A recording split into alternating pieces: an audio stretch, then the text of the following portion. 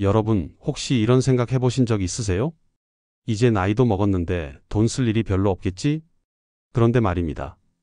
60대, 70대가 되어서도 통장 잔고가 늘어나지 않는 분들이 생각보다 많습니다. 더 놀라운 사실은 이런 분들이 모두 한 가지 공통점이 있다는 겁니다. 바로 나는 별로 돈을 안 쓰는데 왜 돈이 안 모일까? 하고 의아해 하신다는 점이죠. 제가 만난 수많은 노년층 분들을 보면 대부분 자신이 무엇에 돈을 쓰는지 정확히 모르고 계세요. 큰 돈은 안 쓰는데 하시지만 막상 가계부를 써보시면 깜짝 놀라게 됩니다. 오늘 제가 말씀드릴 내용은 여러분이 무의식 중에 하고 있는 소비 패턴들입니다. 이 중에서 3개 이상 해당된다면 지금 당장 점검이 필요합니다.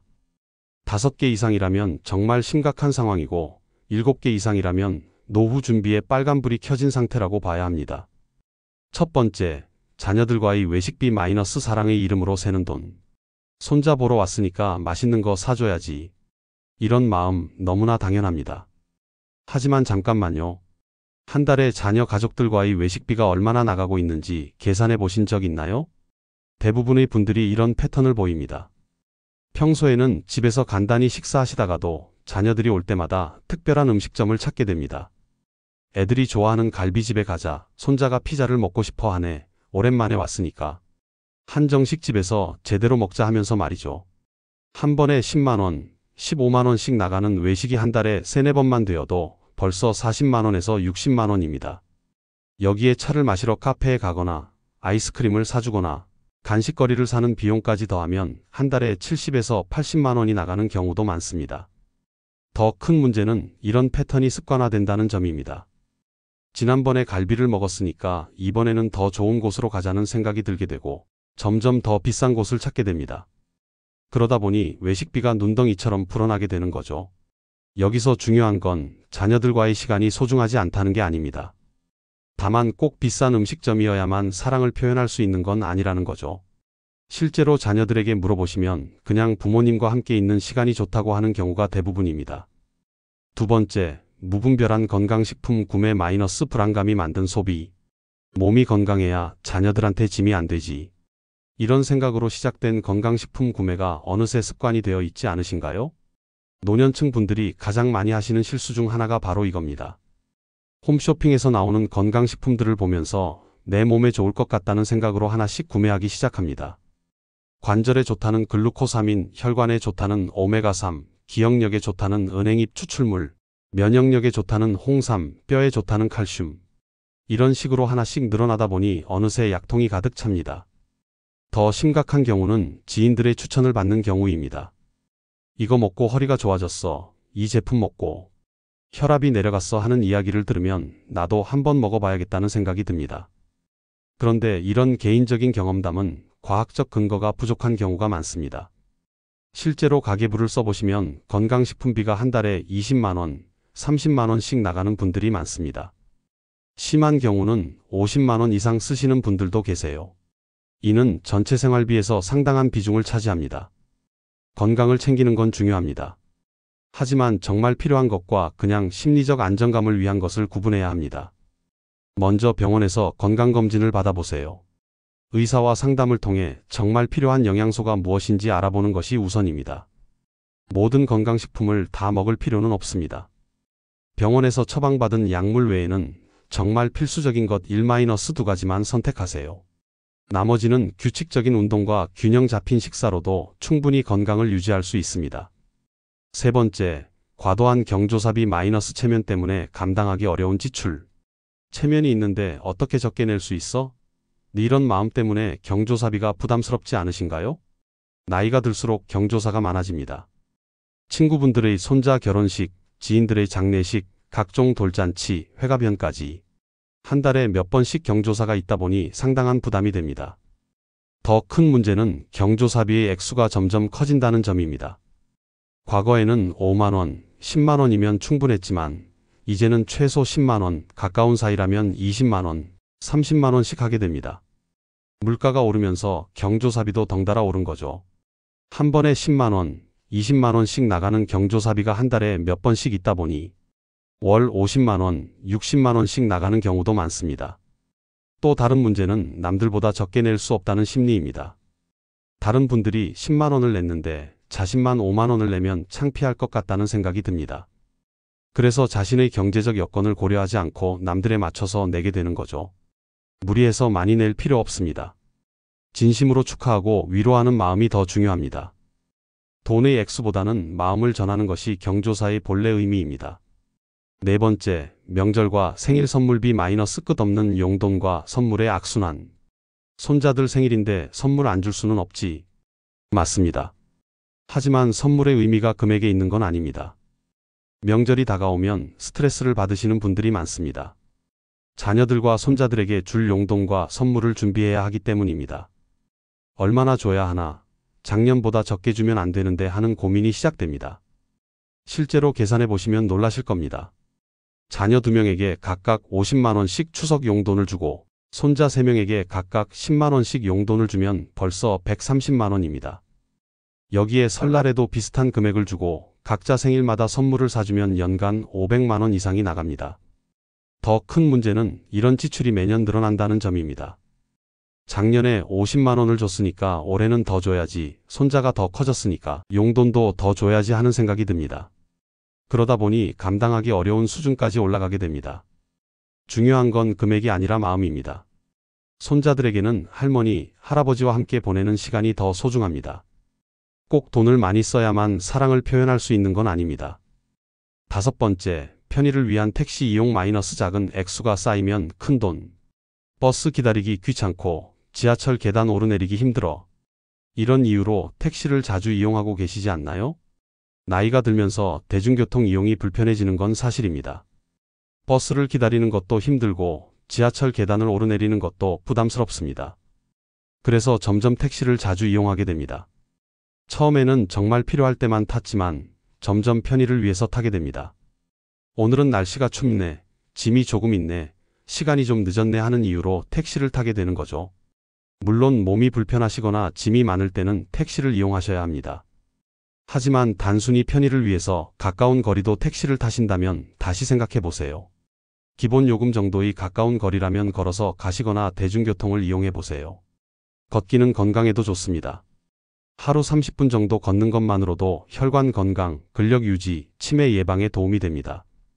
대중교통을 이용하시면 교통비도 절약되고 사람들과의 소통 기회도 생깁니다.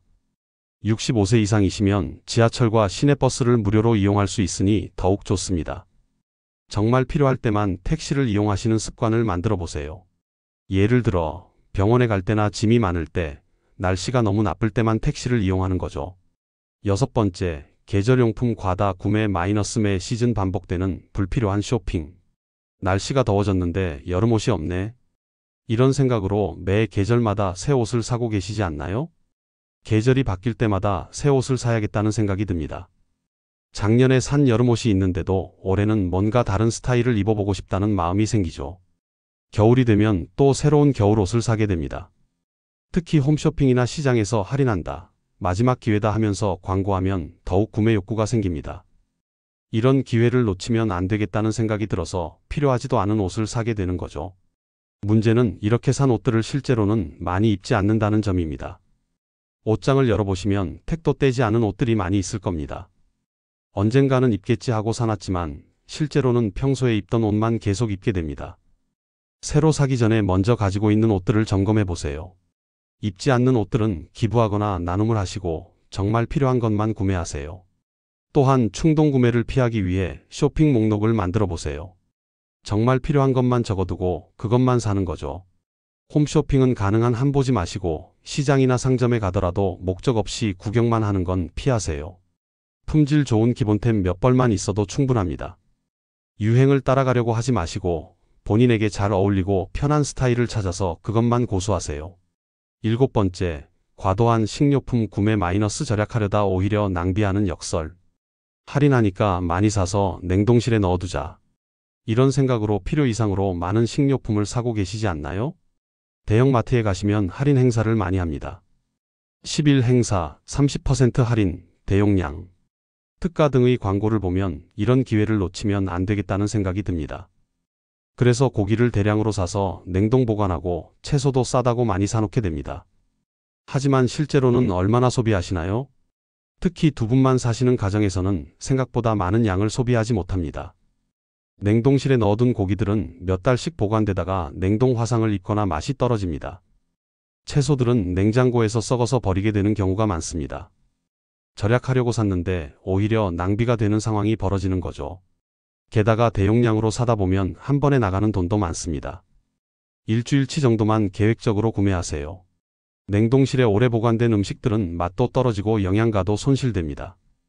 자주 조금씩 사서 신선한 것을 드시는 게 건강에도 경제적으로도 좋습니다. 할인에 현혹되지 마세요. 8번째, 유행에 맞춘 전자제품 구매 마이너스 필요와 욕망의 혼동. 요즘 다들 스마트폰을 새로 바꾸더라. 이런 이유로 아직 쓸만한 전자제품을 바꾸고 계시지 않나요? 전자제품은 계속해서 새로운 모델이 나옵니다. 스마트폰은 6개월마다 새 모델이 나오고 텔레비전, 세탁기, 냉장고 등도 매년 새로운 기능이 추가된 제품들이 출시됩니다. 주변에서 새로 나온 스마트폰이 카메라가 정말 좋다더라. 요즘 나온 TV는 화질이 너무 선명하다더라 하는 이야기를 들으면 나도 바꿔볼까? 하는 생각이 듭니다. 더욱이 자녀들이 부모님, 스마트폰이 너무 오래된 것 같은데 새로 바꾸시는 게 어떨까요? 하고 권하면 더욱 마음이 흔들립니다. 아이들이 권하는데 바꿔야겠다는 생각이 들죠. 하지만 정말 필요해서 바꾸는 건가요? 아니면 단순히 새로운 것에 대한 호기심 때문인가요? 지금 사용하고 계시는 제품이 고장났거나 사용에 큰 불편함이 있나요? 전자제품은 정말 고장났거나 사용에 큰 불편함이 있을 때만 바꾸세요. 새로운 기능들이 나와도 실제로 사용하지 않는 기능이 대부분입니다. 9번째, 충동적인 여행 및 취미 활동비. 이제 나이도 먹었는데 즐길 때 즐겨야지. 이런 마음으로 계획 없이 여행이나 취미 활동에 돈을 쓰고 계시지 않나요? 갑자기 친구들과 온천 여행을 가거나 새로운 취미를 시작하면서 관련 용품을 한꺼번에 구매하는 경우가 많습니다. 여가 생활도 중요하지만 역시 예산을 정해놓고 하셔야 합니다. 연간 여가비를 정해놓으세요. 연소득의 5% 정도가 적당합니다. 이 범위 안에서 여행도 가고 취미 활동도 하시는 거죠. 그 이상을 쓰고 싶다면 다른 부분에서 절약해서 만들어내야 합니다. 이제부터 어떻게 해야 할까요? 지금까지 말씀드린 9가지 중에서 몇 개나 해당되셨나요? 3개 이상이라면 정말 심각하게 점검해 보셔야 합니다. 가장 중요한 원칙을 하나 말씀드리겠습니다. 노후에는 버는 것보다 덜 쓰는 삶이 더욱 중요합니다. 젊을 때는 투자해서 수익을 늘릴 수 있었지만 이제는 안전한 자산 관리가 우선이거든요. 특히 자녀들과의 관계에서 돈으로만 사랑을 표현하려고 하지 마세요. 시간을 함께 보내고 대화를 나누고 관심을 보여주는 것이 더 큰 선물입니다. 자녀들도 부모님이 경제적으로 여유로우셨으면 하는 마음이 더 클 거예요. 건강도 마찬가지입니다. 비싼 건강식품보다는 규칙적인 생활 습관과 적당한 운동이 더 효과적입니다. 친구들과의 관계도 돈으로만 유지하려고 하지 마시고 진정성 있는 마음으로 소통하세요. 앞으로 10년, 20년을 더 건강하고 여유롭게 지내시려면 지금부터라도 소비 습관을 점검해 보셔야 합니다. 작은 변화부터 시작하세요. 한 달 동안 가계부를 써보시면서 어디에 돈이 나가는지 확인해 보세요. 여러분의 노후가 경제적 걱정 없이 평안하고 행복하기를 진심으로 바랍니다. 지금이라도 늦지 않았습니다. 오늘부터 시작해 보세요. 혹시 이 영상이 도움이 되셨다면 댓글로 여러분의 생각을 남겨주세요. 같은 고민을 가진 분들과 함께 나누면 더 큰 변화가 시작됩니다. 그리고 이 영상이 누군가에겐 꼭 필요한 정보일 수 있습니다. 가족, 친구와 공유해주세요. 누군가의 삶을 바꾸는 작은 씨앗이 될 수 있습니다. 마지막으로 좋아요와 구독 버튼 꾹 눌러주시고 앞으로도 노후 생활, 지혜로운 소비, 인생 이야기를 꾸준히 받아보세요. 끝까지 시청해주셔서 감사합니다.